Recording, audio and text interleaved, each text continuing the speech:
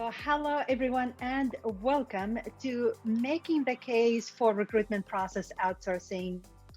This is Lamis Aburama with the Recruitment Process Outsourcing Association and the host of the RPO Leadership Forum.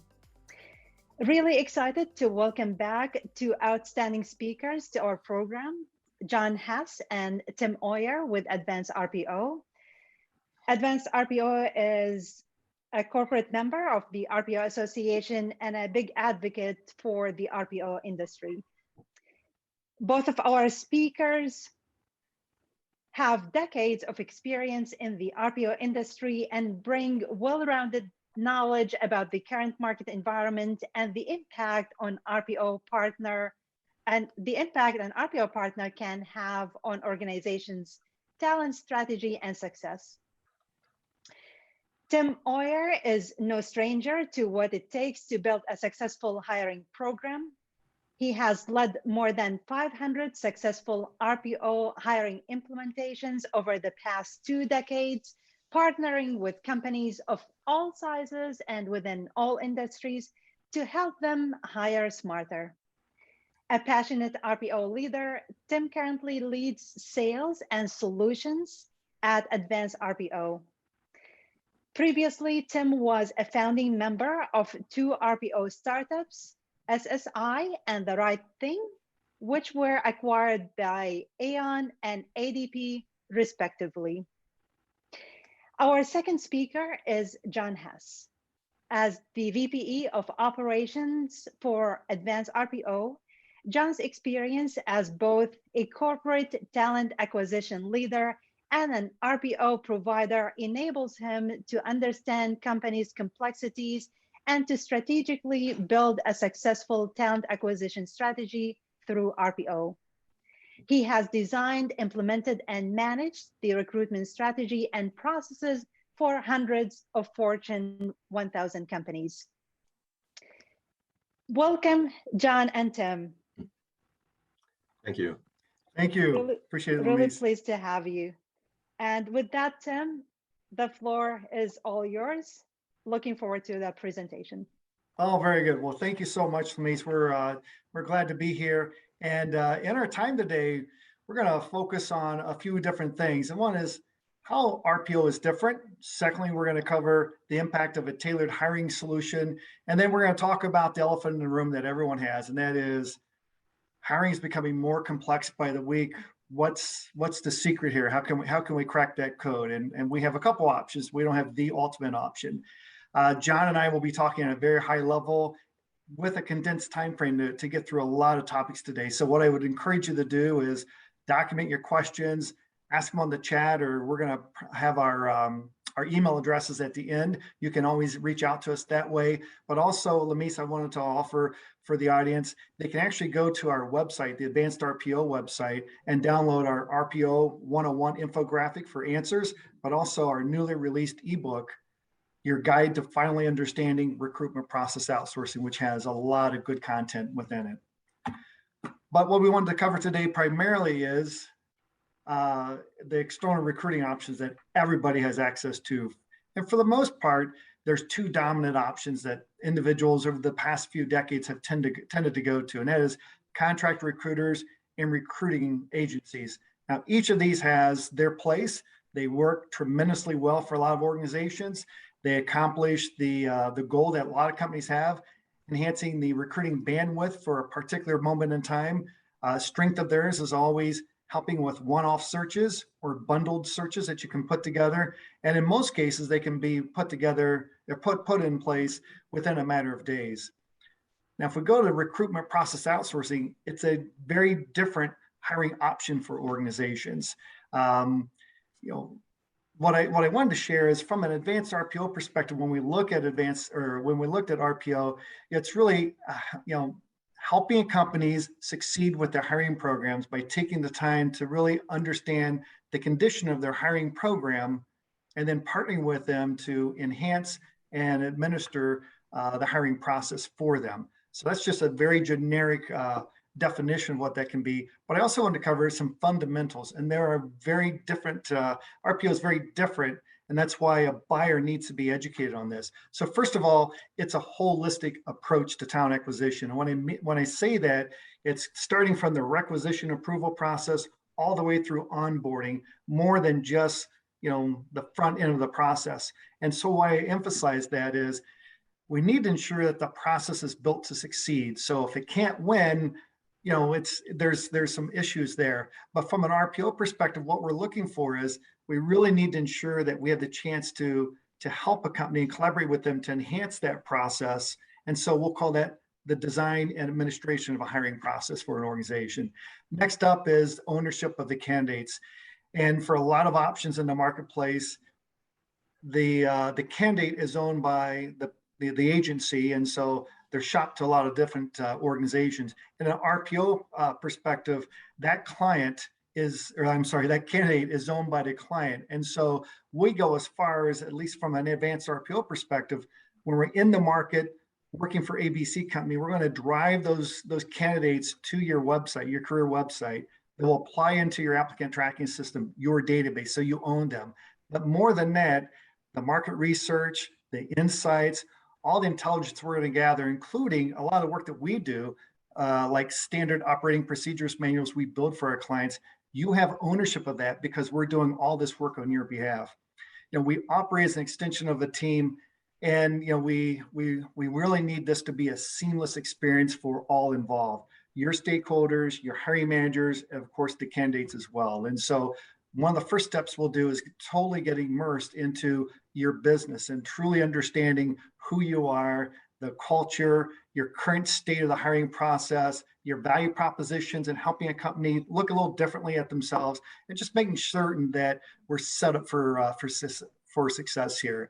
And then the power is in the team. And so versus an individual or two individuals, what we're going to do from an RPO perspective is, once we understand the scope of work, the volume, the positions, locations, we're going to cobble together the right sourcing model for an organization to support them. So that means we'll have X amount of sourcers that will be doing research in the market, building candidate pipelines for recruiters. We're going to have X amount of recruiters and X amount of coordinators to bring this to life for an organization.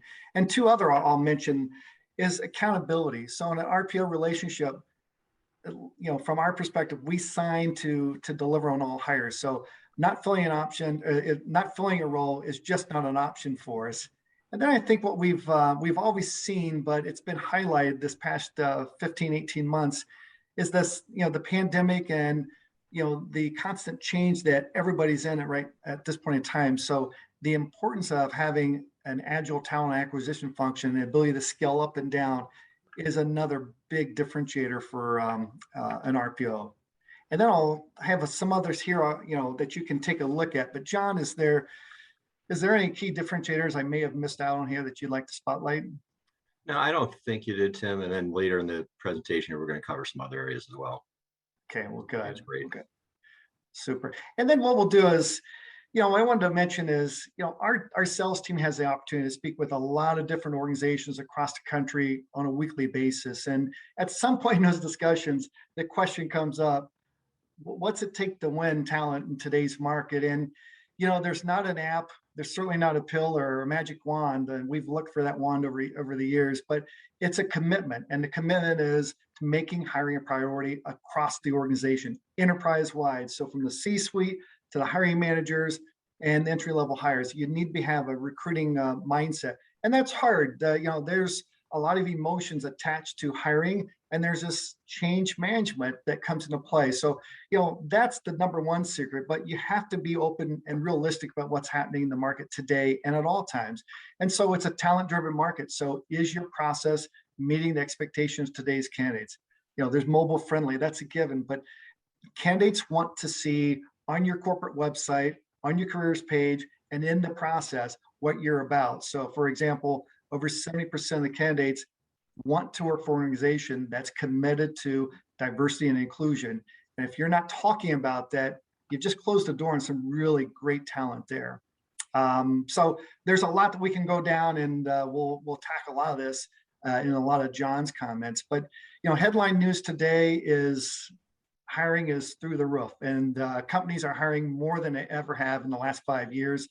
Everybody on this call is probably seeing that and experiencing that. So it's a really, really good thing. But, we need to really just take a look at things, and the challenges that we consistently are hearing from folks, for the past 15 months and even beyond that has really just been companies are just overwhelmed. Their internal talent acquisition functions are overwhelmed. Maybe they don't have a TA function that's formally put together. And then we're seeing volume just overriding organizations, from the number of open requisitions to the number of candidates applying. So it's the ability to keep pace with the demand in the marketplace and the demand of the business. But again, what an RPO can do is really just slow things down, put it in perspective, and then put in place the right playbook to help an organization through that. And so a lot of what we're going to talk about moving forward is just the tailored approach and the diagnostics that we're using from advanced RPO to help our clients out. And so I'll have John step us through the next couple of slides. Awesome. Thank you, Tim. And I know we have some limited time, Tim mentioned earlier, so I apologize if I'm going through this really quickly here. So feel free as I'm going through this, put questions in the chat box. Certainly can do that as well. So definitely, I see maybe one already coming in here, which is good. So why don't I come back to that, and Tim, maybe we can talk about that at the end. There's a question: what is the relative cost comparison between the RPO approach compared to the other two approaches mentioned? Yeah, and I can address it now, and I think we'll save some of those. But yeah, there's a dynamic difference there. So from an agency perspective, it's based upon a commission, or I should say, an upcharge on a first year salary. So that goes usually from 20. And if you're in the Cambridge, Massachusetts area or the Bay Area, it could be 32 to 40% of first year salary. And that usually doesn't include a bonus. So there's inconsistencies across the area. And then from a contract recruiter, it's a bill rate, but there's some phenomenal contract recruiters, and that is a great solution. But the accountability there is none. And so what we continue to hear from employers is that it's all about billable hours. So how many more hours can I stretch into this contract? It's not a dig, that's just the reality of what we're hearing. So, that's that. And then from an RPO perspective, there's just a lot of factors we need to get in line. So the scope of work, your competitiveness, the number of positions, your current state, your technology. So there's not an answer from an RPO, but I've been in programs where RPO is not the most cost effective because of the situation the company's in, and it's taken us a year or 2 years to drop down from where to be really competitive. But the company put themselves in that position. In a lot of cases, an RPO can be a much more cost-effective solution, especially with the resource model. Sorry, John. Oh, no problem at all. I mean, and I think maybe just to add to that real quickly, I mean, we exclusively work for our clients. I mean, it's not like we're working for 5 different companies for the same type of role. You're trying to get someone placed at each of the companies. So there's much more detail we can get into around that. So each of them play a part. I mean, it just depends on what solution you're looking for and what best fits for your organization. So I would just say, Tim and I have been through some multiple recessions here. So we've seen kind of the good and the bad and everything, but this current market's unlike anything I think any of us experienced before. So it's certainly, who knows what next month's going to hold, or next 6 months or next 12 months. I mean, we've certainly been through, a lot of different changes over the last 12 to 18 months here. But I think what is certain is the pandemic's made an impact now, and it's going to continue to make an impact into the future. And I think what we're going to talk about today is why it's so important to have a customized solution to your actually need that you have in the organization. So I'll come back. There's another question I think Christopher had as well. So we'll come back to that here. Maybe I'll work through a slide or two here, and then we'll come back to that question there. So really complex market today, continually changing, and we don't know what the future is going to hold. A lot of things are impacting that. So I know a lot of companies right now are finding themselves understaffed right now on both the non-exempt and exempt side. On the non-exempt side, I know there are companies we've been talking to out there that are coming to us and asking us to help them out from a recruiting standpoint. They're being put in a position to really pause or cancel shifts they have, and that's creating a lot of problems for who they're supplying. So it's the whole supply chain is now being disrupted by that. Some of these organizations are running into problems with potentially losing customers because they're not actually able to keep up with the demand from the customers. And I think some of the drivers for that in today's market is turnover is really high in this space, the non-exempt space. A lot of employees that are in the positions currently are leaving. A lot of them are leaving without jobs. And I know there are different reasons for that. We could cover that today as well, but there are different reasons for that. It is just happening. And then new employees, they're running into challenges with that because they're showing up for a few days or a few weeks or not showing up at all when they're supposed to be starting work there as well. And it's really forcing a lot of companies to ask their existing employees to work overtime. And there's a certain limit to that as well. So it's really a very challenging market right now, especially on the non-exempt side. And it's also putting a lot of wage pressure out there. So pressure to pay more is hitting a lot of companies as well. And just trying to stay on top of that and stay competitive in the market can be a real challenge. On the exempt side, I mean, it's a lot of the same issues are there. I would say, I think even before the pandemic and even into the pandemic for these type of roles, there are a lot of jobs out there and there's just not enough talent out there available for the job. So there's a lot of competition out there. Some of those individuals are choosing to quit too at this point. I mean, it's a crazy market right now. I think we're going to experience this for another 6 to 12 months or longer.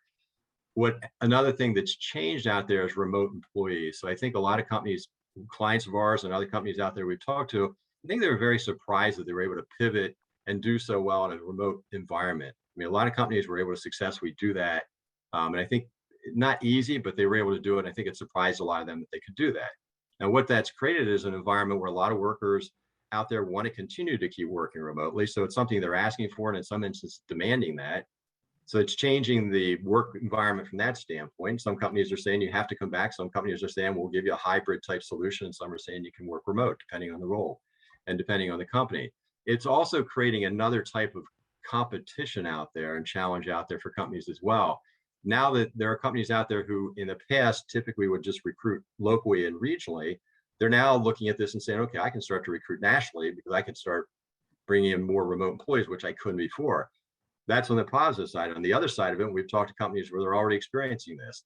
You now have the rest of the country is now competition for your employees as well. So it's going to be a challenge there until everybody kind of works through that and sees what that transition is going to look like. I know we know there's going to be a challenge with it. It's just how are we preparing for it? Are we structuring the recruitment programs to be successful today and into the future? And I think these are all, you can look at the list on there just for the sake of time here. There's a lot of challenges out in the market, and this isn't even all inclusive right now. So the other thing I would say that's really shifting is the training of the hiring managers and others in the interview process to sell candidates today. In the past, some companies really didn't have to do that much. I mean, now it's becoming really, candidates have a lot of opportunities out there right now. So it's really becoming more and more important to how to actually train hiring managers and the importance of actually selling candidates, which is really, really important out there as well. And along with all this change I mentioned for the non-exempt side, also the pressure on the pay increase on the exempt sides, there as well. So it's a very challenging market today.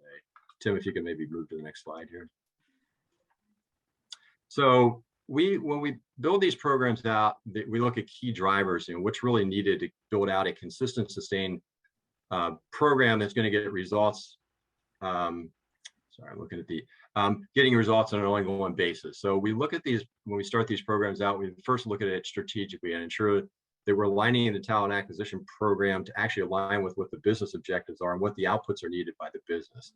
Then we follow up with that and actually do the implementation and the tactical execution at that phase. And then what's really important with this is putting in place a process that's going to measure the delivery against the strategic plan. So it's great to put this in place, but if it's not getting the actual intended results that align with what the organization's business objectives are, then it's really not getting the job done. So we build these so that I know you hear continuous improvement all the time out there, where we do build these so that it is a continuous improvement process, but also is taking into consideration not just the internal factors, but the external factors with it as well. And that's something that's really important to continue to keep evolving these programs. I mean, it's almost on a daily basis at times anymore. So some of the key drivers here to ensure success are really, as I mentioned, customizing these programs to meet the needs of the customer today and into the future. Same size doesn't fit all. I mean, there are certain things out there that are best practices, but really it's becoming more complex, and there's a greater need for customization around the needs of client-specific needs than ever before. It's also important to gain buy-in for all these things from key stakeholders, which then turns into the change management that's needed within the organization, ensure buy-in from the organization. And that's really positioning hiring as a priority in the organizations. I'm going to talk on the next slide about leveraging technology and automation. I mean, it does make sense in certain areas. There are certain areas it does not. It's come a long way with technology and artificial intelligence and all that.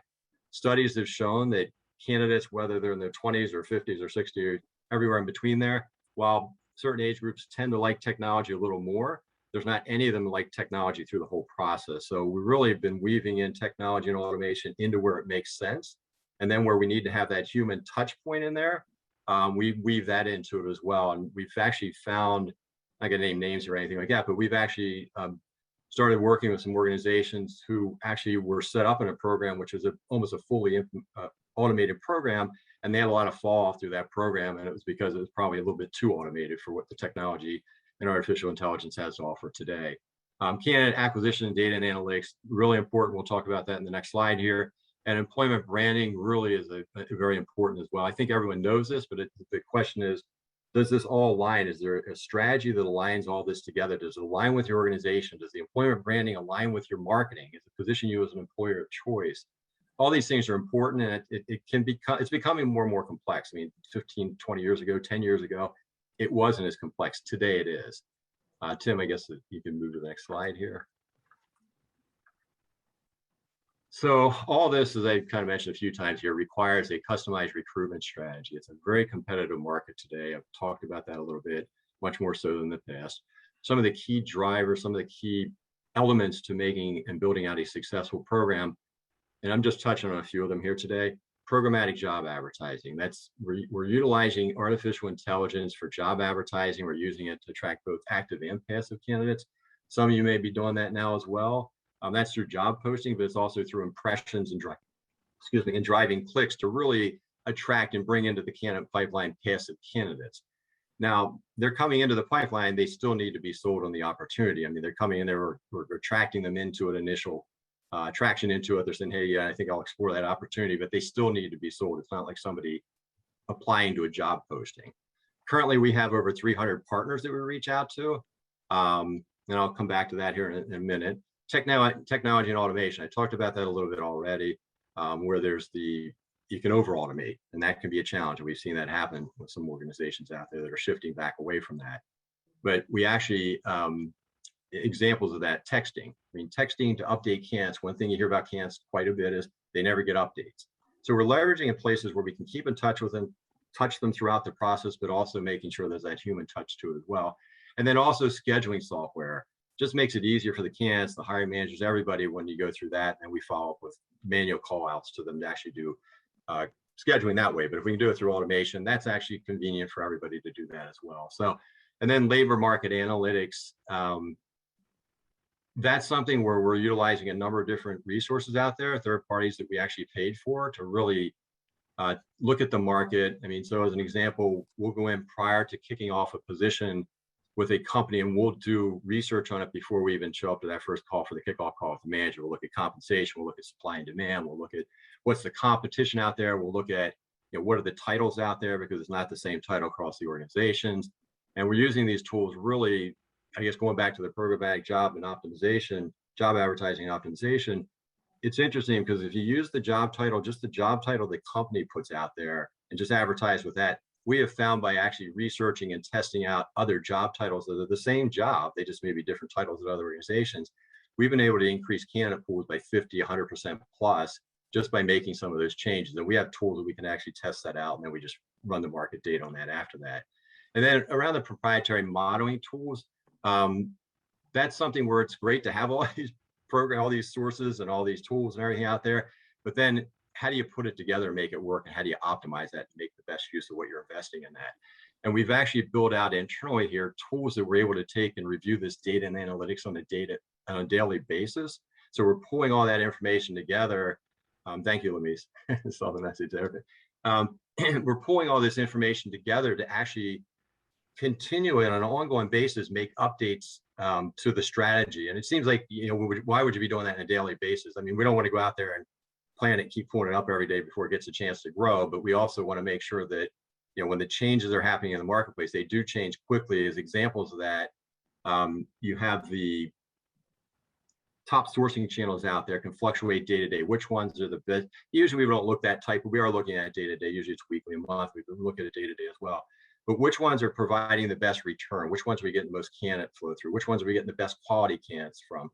The cost on that change day to day, depending on where you put the cost of that each day. You could rank at the top, you could rank in the middle or the bottom, and that can change surprisingly a lot day to day. So in order to keep yourself at the top of the list here, that takes a lot of work and a lot of analysis to do that. And then looking at conversion ratios on a day-to-day basis. This is more non-exempt, but we do utilize a lot of this on the exempt side as well. But you're looking at the non-exempt and you're trying to hire these hourly employees across your different sites or at a site. It's really critical that you continually monitor that and change it, because it's not only just the advertising and drawing the candidates in, it's also what are your conversion ratios, because it's just interesting location to location. It could be a 10-to-1 conversion ratio. It could be 17-to-1 the week after, next week go 8-to-1. So it's just continually keeping on top of that and ensuring that the candidate flow is going to meet up to whatever the need is in the organization on an ongoing basis, and not wait 4, 5, 6 weeks to find out that you're behind with it. That way we're just keeping on top of it all the time. I'm going to actually go to a couple questions here. I know I could probably talk more about this, but I think you kind of get the point of this. Hopefully, I mean, it's a complex. It's becoming more complex. Really, every company needs a customized solution in place, and it needs to change and evolve pretty rapidly. The business needs are changing in a rapid way, rapidly today as well, and the strategy around this needs to do that as well. So I'm going to jump to a couple questions here, if that's okay, and I'll kind of go down the list. So it says, would an RPO solution require an addition to the HR systems environment, or is it all transparent to the customer, kind of like a black box operation? Everything is transparent to the, let me think about this, is RPO require an addition to the HR? So we have clients that we work with within their ATS and just really come in and train on their ATS. A lot of we already know because we worked in them, but we can work within the ATS. Some companies ask us to put them in our ATS. We actually use items as our ATS in the organization if they don't have one in place, or they want to change their the ATS, so that the system they have in place there. But either way, it's totally transparent. Whether you have in your system, obviously you're going to have all the access you want. And if it's in a system we put together and set up for you, we give you full access to that as well. And then the other thing Tim mentioned before, contract recruiters versus agencies out there. Maybe with contract recruiters to some degree, it may work where those candidates become yours. Typically agencies that don't. This is your database. So just so you know, this is your database. There are firewalls between this and any other company out there. And hopefully you'd work with us for a long time. If you don't, these candidates, this whole database goes back to you. So just so you know how that operates. And Tim, jump in here with any of these as well. Sure. The geographically dispersed workforce has also caused pay equity challenges. Geography is an important factor in pay, but the factor is becoming weakened due to the people working from anywhere for certain professions. Yeah, I don't know that we're coming across that. And, that's something where, an RPO can only bring that to HR's attention, the company's attention. I think it's the right answer there, John. It's just, we can share the knowledge, we can share the competitiveness for this particular position, the talent supply, across the globe or across the world or across the country or in this particular state. And then that's HR has to make that call as far as, do we bonus? What's the negotiation we can offer for pay equity? Yeah, and I think maybe just one thing to add to that, I think you will see that because they are able to hire in different geographies now, I do think that will become a factor in pay. And I'm not sure if that's what the question's asking in addition to what Tim said, but I do think that will become a factor in pay. And I do think that some of the higher paying locations, like in some of the cities and so forth across the country, they may be able to start now going into some other areas that are lower cost areas and actually attracting candidates that they weren't able to attract before, which may also put pressure on some of those other areas outside the cities in an upward fact. You may start to find the pay start to increase kind of across the board more because of that. So I think that might become a challenge. I think it's already starting to become a challenge, actually. Does it make sense for the company to hold onto employment brand management, the RPO to manage all job advertising, or should they be joined and owned by one group? We've done it both ways. Honestly, it can work both ways. I think what we do is if you own the employment branding, we can add value to that, bring ideas and best practices and what we've seen out there. And we can also leverage our technology and us being out in the marketplace to test that in the marketplace if you want that to happen as well. So we can be, we can kind of play that role for you. Or there's some companies out there that don't have much of an employment brand, or they say, you know what, we want you to take this over. We have that as well. But I think either way, we could help support that one way or the other, whatever would fit best into whatever you have in your organization there. and I think there was another one here. It would be helpful to understand, compare the talent acquisition staffing model would look like for the 3 recruitment approaches described. My assumption is the RPO model would require fewer talent acquisition staff than doing it with a recruiting firm and or a search firm. Yeah, so one interpretation of that, John, I could be wrong, is that the question is asked, the talent acquisition staffing, I'm sorry, I don't know if the person's asking if they have an in-house team. And so if that's the case, there needs to be clean lines defined, because what you don't want is to confuse the candidates with an agency, a contract recruiter, an RPO, and your internal recruiter. So you're going to lose candidate. You're going to lose the long run that way. So again, I don't know if that's the question, but from an RPO perspective and a resource model, it's we have to. This is a case by case basis. We need to understand the process, your competitiveness in the marketplace.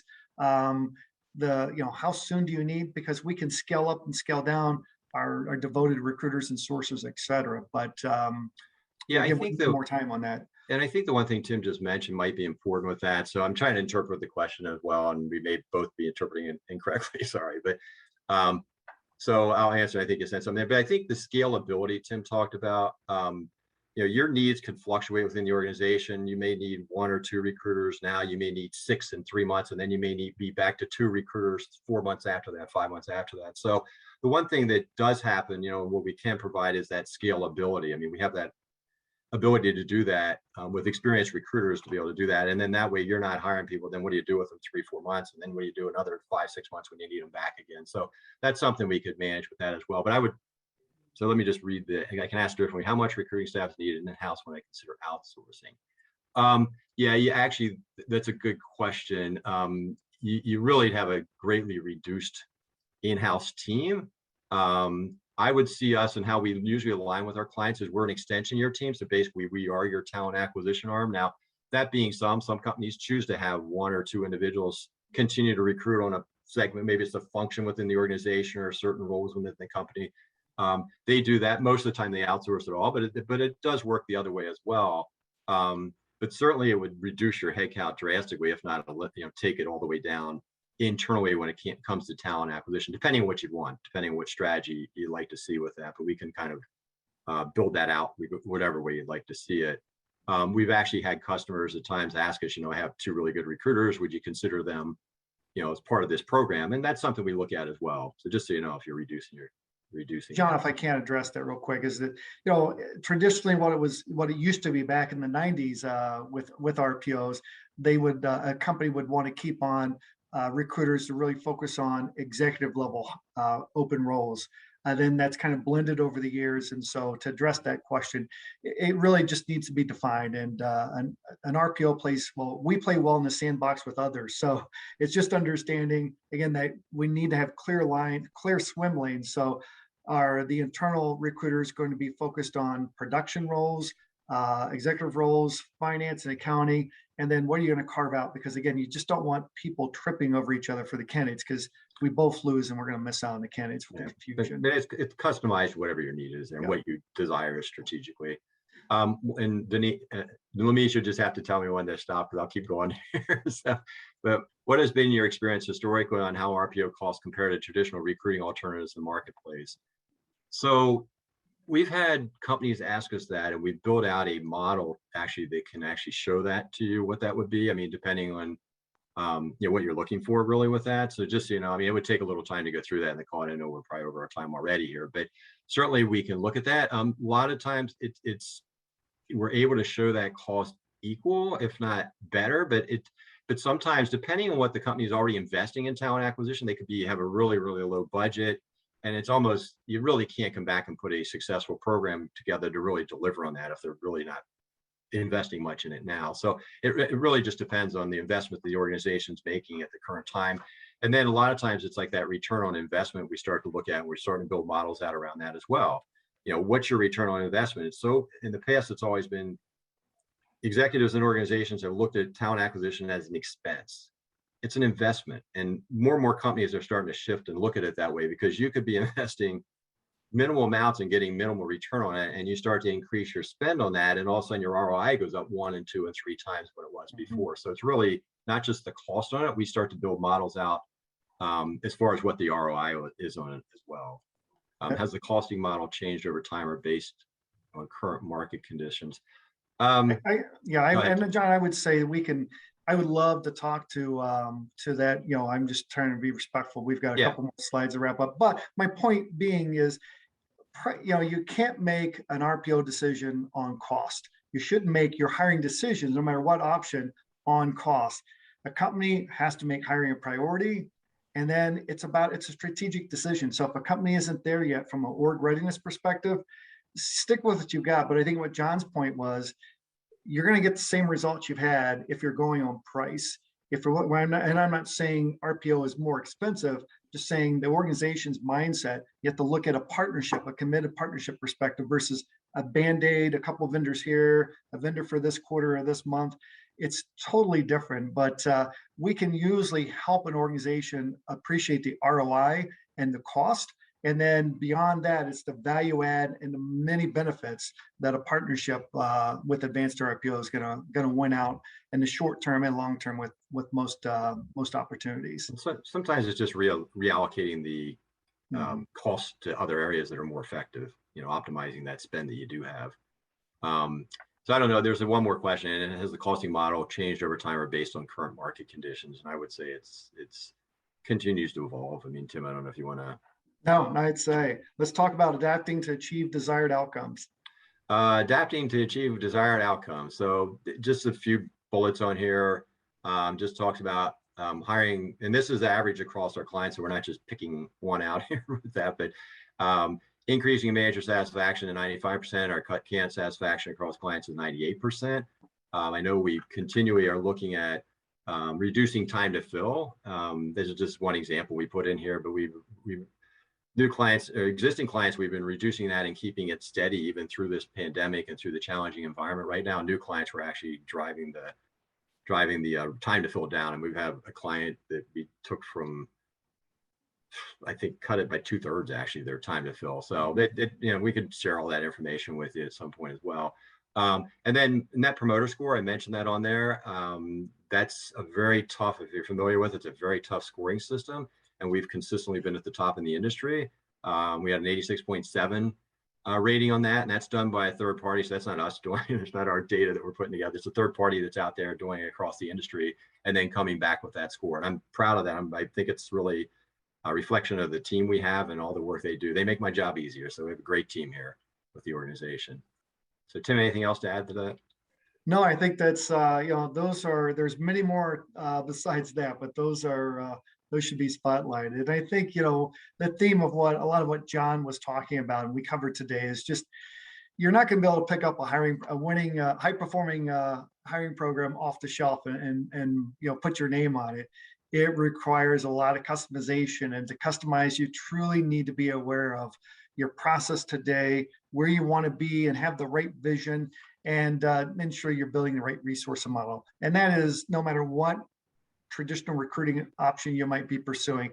It behooves you to really be serious about your hiring process, because you just don't wake up and start winning because you add a person or you add a job board. There's a lot that goes into it. So hopefully we're able to educate you on that. And it's not painful. It's just a commitment. It's not a commit to get fed. Let's get your hiring process as fit as it can possibly be.